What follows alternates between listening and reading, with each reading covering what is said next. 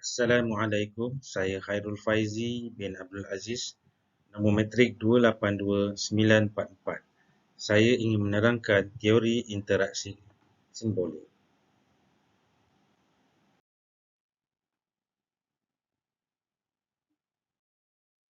Menurut Griffin, terdapat 10 teori yang boleh dikategorikan dalam teori komunikasi interpersonal dan salah satunya adalah interaksi simbol.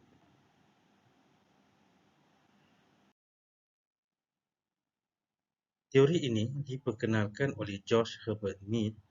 Beliau telah menjelaskan mengenai kesan komunikasi antara manusia banyak bergantung kepada interaksi sosial yang dilalui seharian. Biasanya, manusia membuat keputusan secara subjektif melalui apa yang difahaminya. Kehidupan manusia banyak bergantung kepada interaksi sosial yang dialaminya.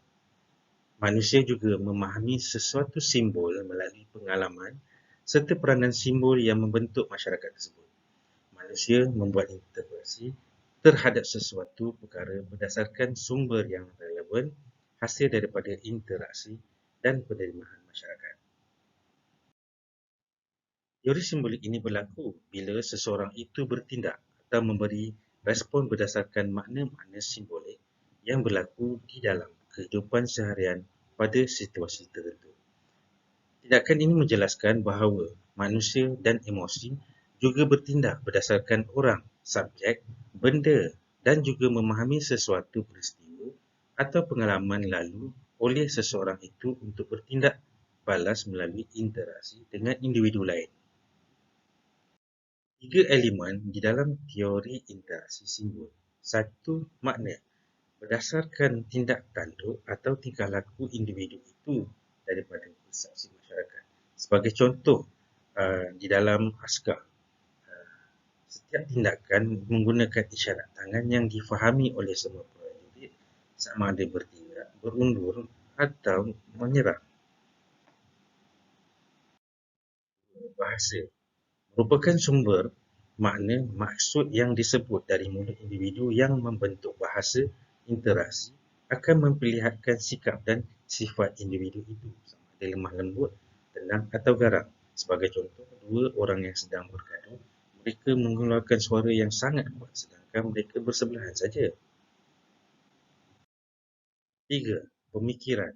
Ia berkaitan dengan komunikasi interpersonal kerana manusia suka membuat interpretasi terhadap apa yang sedang dikomunikasikan. Sebagai contoh, mungkin saya sedang berbincang dengan rakan-rakan saya, pemikiran saya akan membuat interpretasi sendiri mengikut kepahaman dan pengalaman saya. Sebagai contoh, bagaimana interaksi simbol digunakan dalam kehidupan seharian. Penggunaan lampu isyarat kepada pemandu kenderaan dan pejalan kaki untuk melintas jalan raya. Di simpang 4, lampu isyarat adalah satu simbol di mana warna merah bermaksud kenderaan dan pejalan kaki perlu berhenti. Apabila lampu bertukar hijau, kenderaan dan pejalan kaki yang berada di garisan zebra akan bergerak mengikut laluan yang dihaskan. Contoh yang kedua, berikutan pandemik COVID-19, pihak Kementerian Kesihatan Malaysia menggalakkan rakyat supaya mengelak bersalaman atau bersentuhan tangan. Ini bertujuan mengelakkan individu berjangkit virus COVID-19. Selain daripada faktor kebersihan dan juga keselamatan individu, cara interaksi simbol ini juga memberikan maksud sebagai tanda hormat dan ucapan salam bagi menggantikan daripada menghulur tangan untuk bersalaman dan bersentuhan. Kesimpulan, kehidupan bermasyarakat akan terbentuk dengan adanya proses komunikasi dan interaksi antara individu atau simbol yang dapat difahami melalui proses pengalaman sendiri dan pembelajaran. Teori interaksi ini banyak memberi pendarahan kepada semua lapisan masyarakat apabila simbol-simbol ini diterima oleh masyarakat kerana memberi pemahaman dan makna yang sama. Sekian, terima kasih.